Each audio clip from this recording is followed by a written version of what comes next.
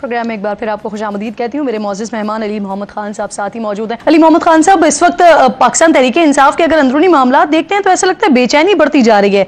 इख्तलाफात पहले अंदर होते थे लेकिन अब जो है वो ज़बान ज़द आम है, अब ट्विटर के ऊपर, एक्स के ऊपर नजर आ रहे हैं। शेर अफजल मरवत साहब ने खान साहब पर तनकीद की, आपने उस पर जवाब दिया, फिर उस पर उन्होंने आपके लिए मजीद लिखा कि बगैर मालूमात के अक्लमंद बनने से गुरेज करें। सर,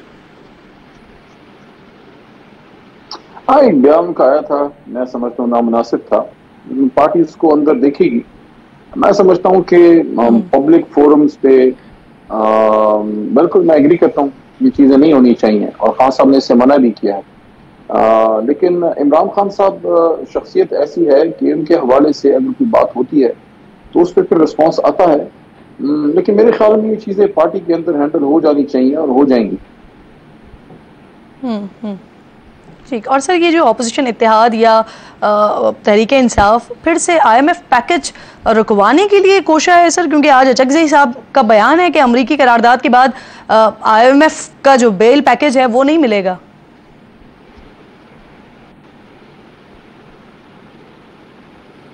इस पर तो मैं कोई कमेंट नहीं कर सकता कि क्योंकि जाहिर है स्टेट टू स्टेट रिलेशन होते हैं, स्टेट टू ऑर्गेनाइजेशन रिलेशन होते हैं, तो वो तो प्रोसेस आगे जाता है। लेकिन जाहिर है वो मुल्क के अंदरूनी मामलात पे भी नजर रखते हैं। वो देखते हैं कि क्या कोई पॉलिटिकल स्टेबिलिटी है, कि मुल्क में हालात ऐसे हैं कि मुल्क इकोनॉमिकली मजबूती से आगे जा सके। इसलिए हम ये बात करते हैं कि बात सिर्फ इमरान खान साहब और तहरीक इंसाफ या हम लोगों की तो नहीं है, बात पाकिस्तान की है। अगर आपने मुल्क की सबसे बड़ी जमात के साथ 1 साल से ज्यादा हो गया है 9 मई को, और 2 साल हमारी हुकूमत को हो गए खत्म हुए, फस्तायत आपकी खत्म होने को नहीं आ रही। आपका यानी अली भाई, PTI अब भी चाहती है कि जब तक आपके मसले हल ना हो, जब तक आपकी जमात के मसले हल ना हो, IMF फंड जारी ना करे।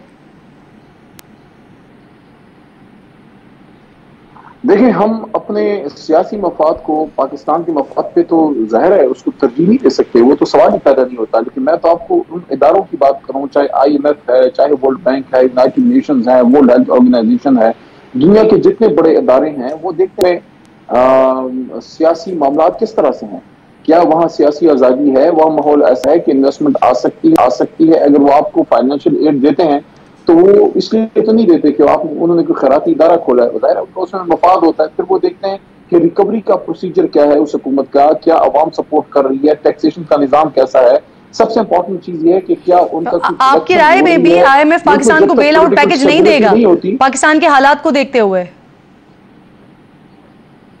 लेकिन उस पर मैं कमेंट नहीं कर सकता, वो तो उनकी डिसीजन है। मैं तो आपको ये जनरल बात कर रहा हूँ कि अगर मुल्क में पॉलिटिकल स्टेबिलिटी नहीं होती तो वर्ल्ड ऑर्गेनाइजेशंस का एतमाद मुल्क पे कम होता है। इसलिए हम ये कहते हैं कि मुल्क में आप पॉलिटिकल स्टेबिलिटी लाइए, उसके लिए आपको इमरान खान साहब को बाहर निकालना पड़ेगा, असीरान को निकालना पड़ेगा, आपको पॉलिटिकल टर्मोइल से निकलना पड़ेगा ताकि पाकिस्तान में सियासी मामला बेहतर हो, तो इन्वेस्टमेंट आए मुल्क में कोई सियासी निजाम की बेहतरी की सूरत में ही इस्तेहकाम आएगा। ऐसा तो नहीं हो सकता कि मुल्क की सबसे बड़ी जमात को दीवार से लगा के आप मुल्क को चला पाए। कौम ने वोट कहीं और दिया है, हुकूमत कहीं और कर रहा है। सही। अच्छा, आज अली अमीन गंडापुर साहब ने धमकाया परवेज खटक साहब को, परवेज खटक साहब ने उसका जवाब भी दिया और वो कह रहे हैं कि वो फिर बताएंगे सबको कि क्या कुछ हुआ है कैबिनेट में। तो सर, किसी की धमकी में आने वाले नहीं है, वो कह रहे हैं ऐसे, क्या ऐसे किसी को रोका जा सकता है?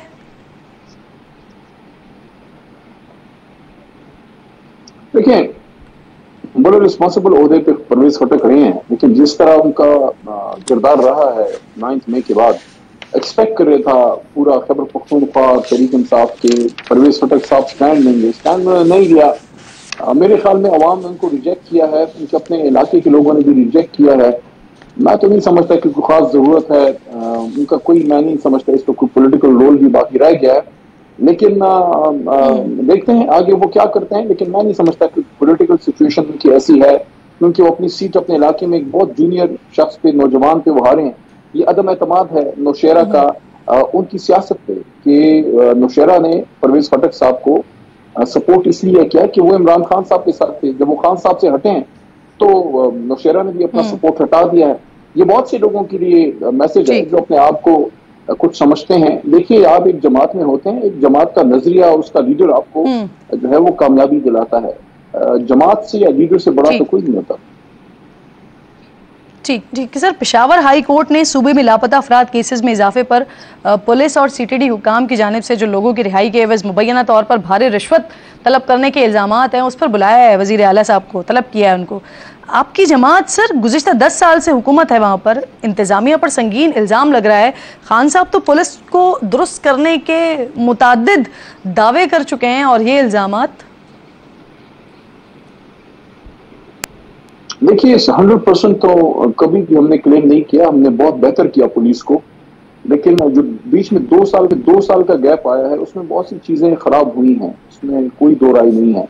लॉ एंड ऑर्डर के इश्यूज शुरू हुए, और इमरान खान साहब की हमारी हुकूमत खत्म होने के बाद कुछ अरसे हमारी हुकूमत रही तो सही कि महमूद साहब वज़ीर आला थे, लेकिन उसके बाद वो हुकूमत भी खत्म हो गई। फिर काफी अरसे से इंटरिम गवर्नमेंट आई, पीरियड एक्सटेंड हुआ उनके पास, उसके लिए कोई आईनी जवाब नहीं था। जाहिर है एक बार जो एक हसास सूबा है जहां हमेशा लॉ एंड ऑर्डर के मसले रहे हैं, आप एक ऐसे सूबे की बात कर रहे हैं जो बॉर्डर कर रहा है लेकिन अली भाई, ये जो लापता अफराद के मामलात हैं, इनके केसेस हैं, ये पिछले 1.5 साल के नहीं है। वहाँ पे दहशतगर्दी के मसले, वो जहाँ पर लैक हुआ पिछले 1.5 से 2 साल में, ये सिर्फ उस वक्त के मामलात नहीं है ना। देखिए इसलिए तो हम ये कहते हैं ना, अली अमीन खान तो बार बार फेडरल हुकूमत को भी ये कहते हैं कि उनको एक बहुत मुश्किल सूबा मिला है, और इस वजह से मरकजी हुकूमत को अली अमीन खान को रियासती अमूर में सपोर्ट करना चाहिए, जो जायज उनका हक है सूबे का। देखिए अभी तक अली अमीन खान को उनकी मर्जी की टीम नहीं दी गई। एक सूबे के वज़ीर आला का हक होता है कि वो जिस भी ऑफिसर को लगाना चाहे, चीफ सेक्रेटरी को लगाना चाहे, वो पुलिस चीफ को लगाना चाहे, या वो उसके जो वहाँ मासूलात हैं, जो उनको ड्यू शेयर्स हैं, वो कुछ भी उनको नहीं दिया जा रहा। जाहिर है वादे उनसे किए जाते हैं, वादे वही होते हैं, लेकिन उनको पूरा नहीं किया जाता। तो इस वक्त तो आपको फुल फ्लेज्ड अली अमीन खान को सपोर्ट करना चाहिए ताकि सूबे में अमन और अमान की हालत बेहतर हो। इसलिए तो अली अमीन खान वो बात करते हैं, लोग कहते हैं कि सख्त बात करते हैं, तो वो क्या करे वो आदमी, आप उनको सपोर्ट भी नहीं करते। एक सूबा आपको मुश्किल हालत में उनको मिला है, लॉ एंड ऑर्डर की इश्यूज हैं, ऊपर से पॉलिटिकल इंस्टेबिलिटी है, लीडर को जेल में डाला हुआ है, पार्टी पे केसेस हैं बेशुमार। अभी आपने देखा कि हाई कोर्ट ने इजाजत दी थी रात के 12 बजे एनओसी कैंसिल किया। मैं तो समझता हूँ कि अली अमीन खान ने बहुत समझदारी का सबूत दिया है कि अपने लोगों को वहां रोका है, वरना वो इधर आने देते, लॉ एंड ऑर्डर के मसले पैदा होते तो उसका कौन रिस्पॉन्सिबल होता? क्या सब जिम्मेदारी सिर्फ अली अमीन खान की? बहुत बहुत शुक्रिया अली मोहम्मद खान साहब। हुकूमत इस बारे में कहती है कि आपको वोटिंग चाहिए थी, तो इस वजह से आपको एक फेस सेविंग भी मिल गई है। बहुत शुक्रिया, प्रोग्राम में आप साथ मौजूद थे। एक छोटा सा ब्रेक लीजिए नाजरीन, ब्रेक के बाद वापस आते हैं। कमर जमान कायरा साहब साथ मौजूद होंगे।